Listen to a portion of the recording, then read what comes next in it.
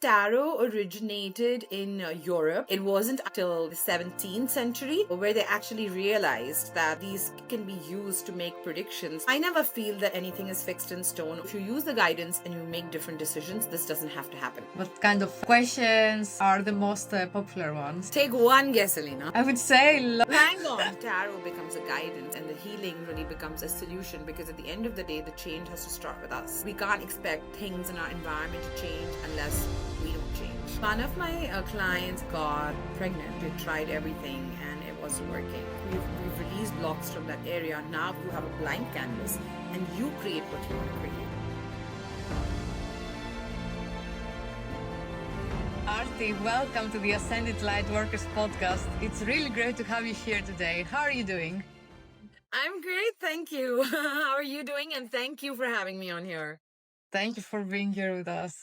So, Aartii, you are a prominent figure in the world of holistic healing and a renowned tarot card reader and a healer practicing light healing frequencies for manifestation, EFT tapping, and access consciousness affirmations. Tell us first about your journey. What has been your relationship to spirituality, and how did tarot and holistic healing enter your life? Okay, it kind of gives me goosebumps every time I share my journey, because it's to me it's so important and so special, because had I not been through that, I wouldn't have been where I am today. So I think as a child growing up, I was definitely very drawn to occult, to to all of these the people who would do predictions, and I was also very drawn to sort of spiritual practices. Like I would be very, anytime I would see a church, I would want to go in there. Anytime I would see a temple, so there was these two sides to me that were always there. And then of course I was in the corporate world forever, and reporting to bosses, and and but simultaneously, this is a part of me that kept growing over time. I'm also a practicing Buddhist, and it's a huge part of my life. And I think that's what gave me the calling, because I kind of started practicing Buddhism and I learned tarot around the same time, which was around 2006 2007. And yeah, and then I started doing tarot. Some Actually, I used to go to a lot of people to get my tarot read, or to face readers, or so I have a cousin of mine who we're the same age, and we're more like friends. So you know how when you're younger, right, like you want to go and you want to ask people, oh, when am I going to get married, who's the person going to be. So it started off like that. And then a lot of people told me that I myself am very intuitive, and if I actually took this up as a profession, I would be very successful. So, of course, my spiritual journey continued, and then I learned tarot. I started doing it for my friends and family. And then my predictions started coming true. And then it took a lot of me, but in 2017, I quit my corporate career and I said, I want to do tarot full time. And then along with tarot, I said, okay, I think tarot is a guidance, healing is a solution. So then I learned one healing modality after the other, and here I am. Beautiful journey. And I see it as a pattern that people start in corporate and then go into this world. So I can really see a pattern happening. So you are born and raised in Mumbai, India, and you also spent several formative years in the United States, where you were exposed to various spiritual practices and healing modalities. Yeah, I was, because there are, so I, yes, I did move to the US. I did high school there and I did a lot of part of my college there. But, even over there, right, there are people who do have face readers, who are psychics, who are, in this line of work. And, and every time I would see them, I could have been in New York, but I would be attracted to that part of the city, and I would want to go to them. I would want to know. So I think it was something that was in me for a very long time. But like everybody says, right, that like, oh, maybe we are grown up with those beliefs that, okay, you have to have a job, you have to have a career. This is not really a career. Although at the bottom of my heart, this is something I really wanted to do, because I like helping people. My Buddhist practice also teaches me the same. And I'm so happy that today my work is aligned with the same thing, as my spiritual practice. But I did see a lot of that in the US as well. And I think my entire journey, be it India, be it the US, all of it added to where I am today. And did you notice any differences between the schools of India, let's say, which is more Eastern, and the Western school of spirituality and this work? So, in the last many years, actually, so I only knew like we have like in India, we have horoscope, we could have horoscopes that, you get read, right? You go to an astrologer, they read your horoscope and then they do predictions. If you go online, like for example, there's a website called Cafe Astrology that I have been visiting a lot over the last many years. That tells you according to Western astrology, for example, what is your moon sign, what is your ascendant, where is your Venus, all of that, where's your Mars. So to be honest with you, as of today, I think I connect more with that than I do with the Vedic horoscope, because I feel that is more me. So for example, my moon according to Western horoscope is Aries, and I can completely relate to that because, and according to Indian horoscope, it's Pisces. But I definitely think I'm more Aries than Pisces. I'm childlike, I'm, impulsive, I like to do fun things, I'm full of life. That's more Aries than Pisces. So there's definitely a difference. It's just what your faith is and what you believe in. So you are a renowned tarot card reader yourself, giving readings for many years to people all over the world. And we also have some very impressive testimonials on our platform from people who you have helped to give them clarity and peace of mind and help them make good decisions. So, what is the origin of tarot? What is the history behind it? So tarot originated in Europe. This was about the 15th century. So it actually was used to play, card games. So initially, people didn't know that they could actually use this to make predictions. It wasn't, I think, till maybe the 17th century that where they actually realized that these, because see the tarot, they're cards, right? And each card has a picture in it. And if you look at those cards, like I use the Rider Waite, which is the most popular deck that most readers use, the pictures you can tell are taken from that time. They're not new age pictures. So then they realize that actually these can be used to make predictions, because every picture, every card has a picture and there's a story. If you start pulling out cards and if you're intuitive, you'll realize that everything is connected and you can actually put a story together. So that's when it became more of people would start using it to make predictions. And then, of course, over the years, it spread all over the world. And now tarot is so popular. People are doing it in person, online, apps, like, yeah, all over.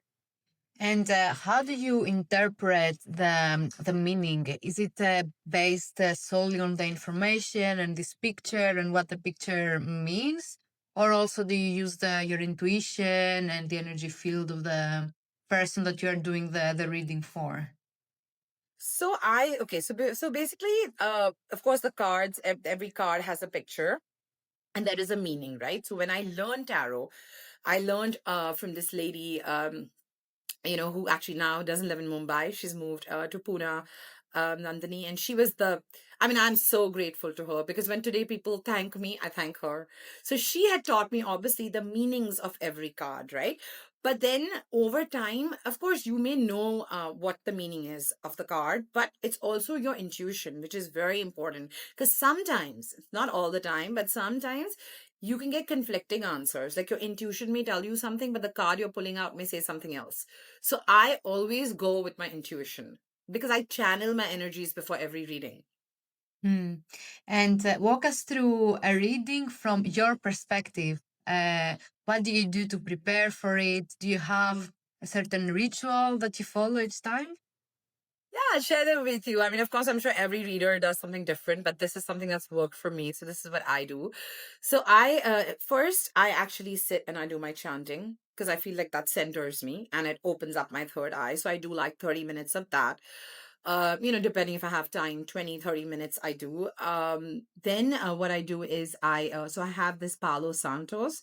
It's, for people who don't know, it's a very sacred wood that comes from the Amazon forest. And that is used to, you can cleanse your cards with it, you can cleanse your own energies with it. So I cleanse the cards with it. And I also have so if there's a pack of cards, I divide it into three because I'm separating all the cards, the energies of whoever was, there before this person came in for a reading. Then I use a Palo Santos. I cleanse the energies of the cards.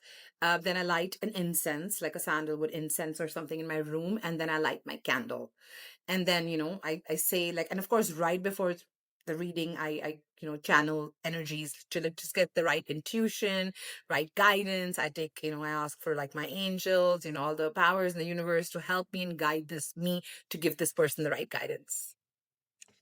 And typically, a reading is about the future, right? So, if you see a certain prediction happening to someone, how this should be interpreted. Is it something that it's for sure going to happen? See, a reading is, yes, it's the present and the near future, I would say. It's not like astrology. See, astrology is based on calculations, right? So you go to an astrologer, they will tell you 10 years from now you will have this illness, or 10 years from now you will get married, or whatever, because they do calculations. Tarot is an energy based predictions, and energies keep changing. So it's more near future, like 6, 8 months, up to a year max. And so I always tell people that I believe a lot in free will. And even the practice that I practice, this Buddhist practice that I do, it's all about changing your karma. It's about this mantra that we chant. And so I never feel that anything is fixed in stone, or just like, it's like your destiny is written and this is it. I tell people this is the guidance that I am giving you. So if you use the guidance and you make different decisions, this doesn't have to happen. Yeah, I like this message because it's very hopeful, right? Because the future is not set in stone, of course, and we Yes. always can change our destiny. It's not that things happen to us, but yeah, I think it's like a nice tool that people can use to see where they are right now. And Right. I think if they get a reading that it's on the right direction of where they want to go, it's a nice confirmation. And if it's Yeah. not, then maybe it's a signal that, okay, maybe I can change something in my life to Yeah. go somewhere else, let's say. So, have you seen this case that people might receive a reading and actually they actively did something about it to lead their life in a better way or to a better place? Yeah, like I've had people even ask me questions like, "Am I going to lose weight?" And I see it in the cards, and I'm like, I don't see, if you don't put, for example, action into it. I'm not seeing the fact that you're going to lose weight. And then, maybe they've not done something for about it for a while, and then they've actually done something, and then they've lost the weight. So see, you can choose differently, right? If I choose to keep eating pizza every day, and then I'm like, oh, why am I not losing weight? That's not going to happen. And like, for example, I've had people who've asked me, am I going to get a job in the next few months? So I've said, that currently, for example, what I see is that it doesn't seem very likely, but if you put in some more hard work, maybe you need to network some more, maybe you're not putting yourself out there enough, this can change. And, so I have had people who have come to me with questions like that, and it has changed for them. And then I give them tools, sometimes I give them affirmations that they can say, because I practice access consciousness. So there are many things, tools you can use to sort of also help yourself. Yeah, indeed. And what are the main reasons that people actually come to you for a reading? Like, what kind of questions are the most popular ones? Take one guess, Elena. I would say love and relationships. Hang on. Okay. That is what people come to me first. Like the most common, I would say, questions are, around relationships, men, women, whatever. Yeah. And, where is this going? Either it's about a troubled relationship and what should I do, or it's about when am I going to find love. So, yeah. And the second I would say is about work. And third is health.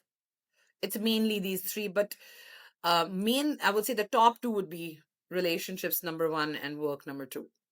Nice. And what is the right mindset that someone should have when they go into a reading? And are there cases that you wouldn't recommend someone to actually get a reading? Um, I think the mindset one should have when they come in for a reading and just be open, because like I said, nothing that I'm saying is if there's something you want to change. For example, if you come to me and you tell me that this relationship is not working out, we're having a lot of problems, I will tell you what I see. But if you really want to transform that relationship, there's always a lot of things we can do to change that. So I just feel that people should just be open to just hearing the truth. I mean, I'm not someone who, I also know how to explain things to my clients. I'm not someone who will be very straight up and like just very, you have to somewhere also mince your words because you don't want to scare people. I've had people who've come to me who've said that, I was scared to come to you because I've heard tarot readers can be very scary. And I'm like, no, they're not scary. Like, I'm anything but scary, So just be open. Just know that this is a guidance.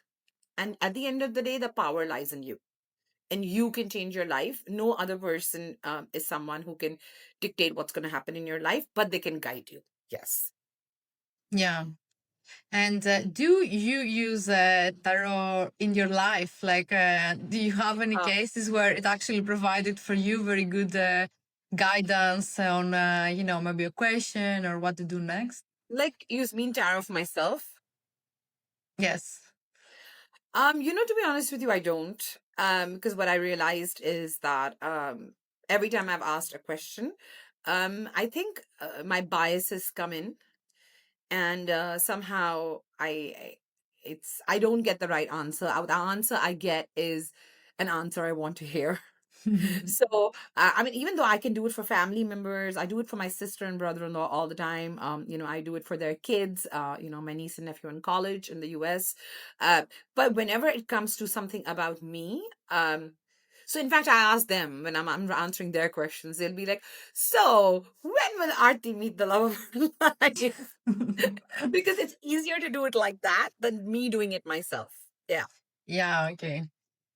So you are also a healer, practicing modalities like the light healing frequencies for manifestation, EFT tapping, and access consciousness affirmations.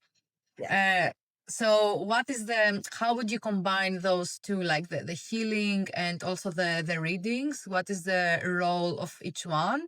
And why someone should go for one over the other? So see, readings like I told you earlier also is like more of a guidance. So, for example, if someone is asking me, how is this relationship going to be? And I'm like, okay, I see you guys having problems, right? Healing is something now, maybe that person has had, for example, a bad childhood, or someone has had, a bad series of relationships. So, the healing actually releases a lot of energy, experiences, emotions that you're holding on from your past. So the tarot becomes a guidance, and the healing really becomes a solution, because at the end of the day the change has to start with us. So we can't expect things in our environment to change unless we don't change. So it helps you basically work on yourself. What is it that you need to release energetically from your system? And can you explain one of the modalities that you practice? For instance, the light healing frequencies, like how do they So work? light And Yeah, so light, I can tell you about light healing frequencies, but maybe everyone will connect more with tapping, only because that's more commonly known. Light healing frequencies is just, how in Reiki you get sort of initiated and then you can do Reiki for other people. So I have done a class on light healing frequencies, which are basically, it's basically healing frequencies that, so when you get initiated, it's like, I can do it for you, right? So energetically, when I run a frequency on you, I can raise the frequency of manifestation and of abundance in your body. Now, obviously, when our frequencies are higher, it's easier to get what we want to get. So that's just like I do it on the phone, I do it on video calls. I can even do it if a person's not here. I just have to, say their name, and I'm just running this frequency on the person. And people feel it. Like, I have clients from the US that regularly do this with me because they are finding a difference in it. Tapping is an emotional freedom technique. It is something that started in the US. What it's basically a mix of acupressure and psychology. So there are 8 points on our face, and all of those points they hold our negative emotions. So when we tap on them, what we are doing is we are tapping into our subconscious where these emotions are held, and we're releasing them. So there are emotions of resentment, anger, shame, guilt, sadness, and we'll do a demo later so people will actually see how to do it. It's very easy. It's very, very easy to do. But if you do it regularly, you will actually feel a difference. And does it also work somehow with the like subconscious mind? Because I think we do the tapping and also repeat some affirmations, right? So does it So have a yeah, connection with sometimes that? for someone who doesn't know anything about it, even if they just tap, they will still get value out of it. But for example, I've done the class, so I will do it in a way where you first address what the issue is, then you address the feeling when you keep tapping, and then you basically replace it in the last round with an affirmative statement. So if the issue is I'm suffering, suppose, so you start from here, although these are the 8 points. So if you say, like, I'm suffering with bad health, so you keep tapping this, right? Then you actually talk about it. So you do maybe 7, 8, 9 rounds tapping on these different points of I'm feeling sick. I'm feeling unhealthy. I'm very insecure about my life, right? So you touch on these different points, and then you affirm it. So you say, I am healthy. I have a great body. I'm so secure, like that. I think, yeah, it's really interesting also because we know that basically trauma can be stored on the body and in our nervous system and in all these points. So if someone is on the healing journey, it's important to take the body and all these different aspects with us, right? Because processing things only with our cognitive mind, of course, it's not enough to create like lasting change. So I Yeah. think that's a really nice modality that works with the physical aspect, like our body. Yeah. Yeah. I mean, that's why they say is talk about psychosomatic and all of that, right? Because I mean, it is everything starts with our emotion, and then it manifests into our physical body as different ailments also. So when we Yeah. are doing, for example, the tapping, we're releasing the energy from the root. And can you also tell us about the access consciousness and the affirmations practice? Yeah, so I practice something called access bars. So access bars started in the US. It's a part of access consciousness in the 1990s. And Gary Douglas, who actually started this, he was in a channeling session, and he got this in his channeling session that we have 32 points all over our like head, right? And all these points, the bars are really points, so it's called access bars, but what it really is points. And each of these points holds the emotions, the feelings, the points of views, the beliefs we have in different areas of your life. So it could be around relationships, it could be around money, it could be around your happiness, sadness. So every experience we go through energetically stays with us. So through this process of getting an access bar session, we are basically, of course, I'm running commands, but I'm touching on those different points and I'm releasing all the stuck energy in those different areas. So blocks start opening up because at the end of the day, our beliefs create our reality. Definitely. And have you seen any stories from your clients or people that have practiced this that it had like a result that you didn't expect was like better than expected? So one of my clients actually got pregnant because she had tried everything and it wasn't working. Because there is a point also for creating new forms, which is basically could be work, it could be a baby, then they had a client who didn't have work for a couple of years, and after a few sessions he actually got a job after maybe like 3 or 4 years. So I have seen a lot of things. People have come to me with issues with insomnia, anxiety, depression. I mean, it benefited people, I mean, so many people in so many different ways. Even changing your relationship patterns, sometimes people, but be it a man or a woman, you kind of attract the same kind of relationships in your life. So this also sort of, because it's releasing blocks, right? So even Mhm. that gets rewired. So suddenly you realize that, oh, I'm not so insecure anymore. Like, I don't feel like I want to attract this person because no, this doesn't cut it.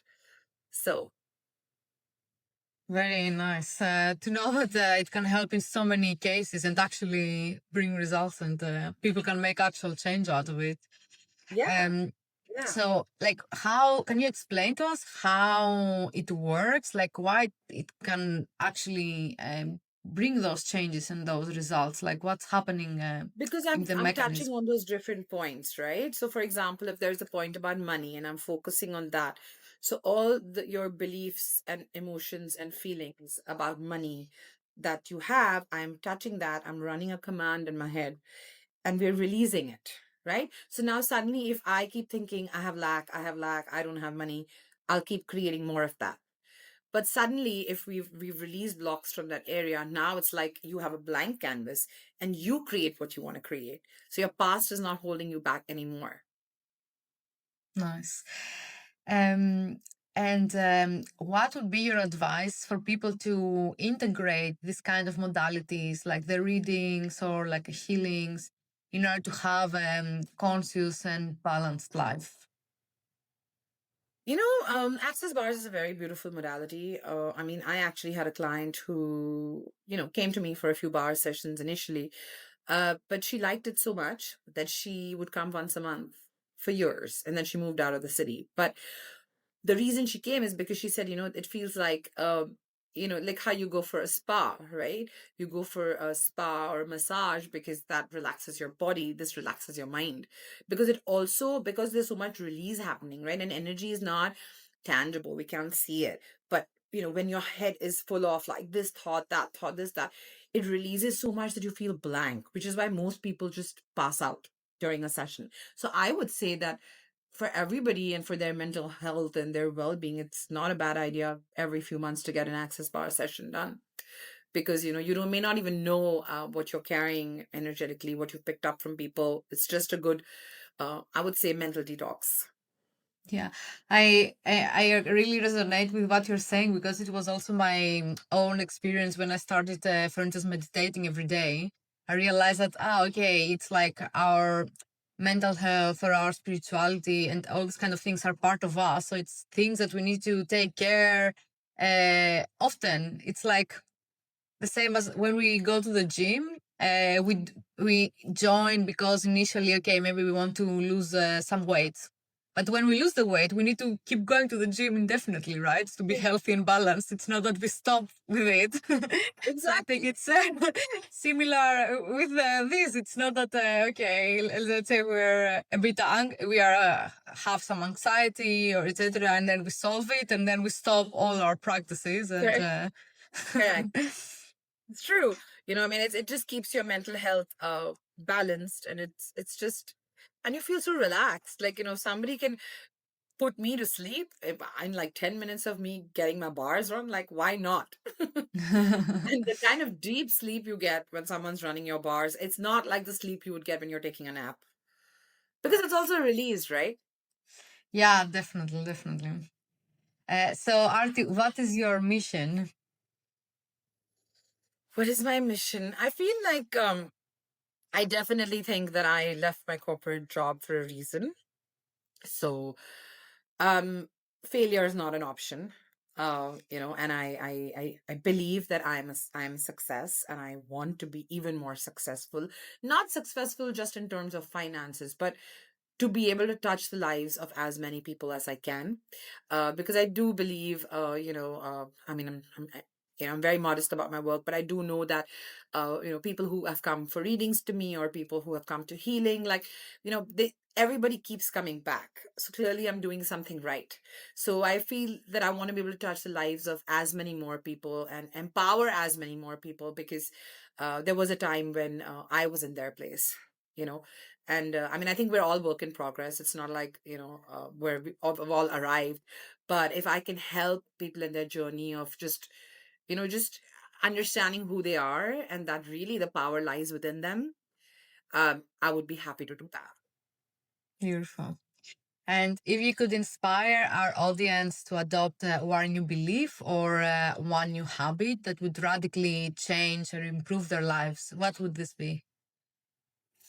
Uh, a habit that improved my life. So, I actually started. I mean, for a while, I've sort of go back and forth on it, but I've always struggled to wake up early in the morning. And it is something that I was very happy about when I didn't have a job because then I could work my own hours, which also means I work till 10 o'clock, 11 o'clock at night. So, because I'm doing different time zones. But for me, I have started changing my schedule up. Oh, I'm making an effort to wake up earlier, which is a huge challenge for me.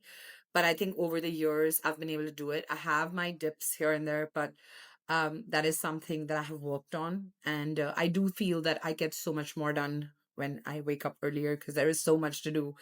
And with also me wanting to expand my work and everything that I'm doing, sometimes I feel 24 hours isn't enough because I'm just like I have to work on that, my business cards, my I want to come up with an affirmations card deck, like I'm trying to work on that. So there's just so much to do. So I think just having better time management. I was always good in time management because I worked as an executive assistant, but when you're managing your own time, you know that like there's no room to screw up because there's nobody else who's going to do it for you.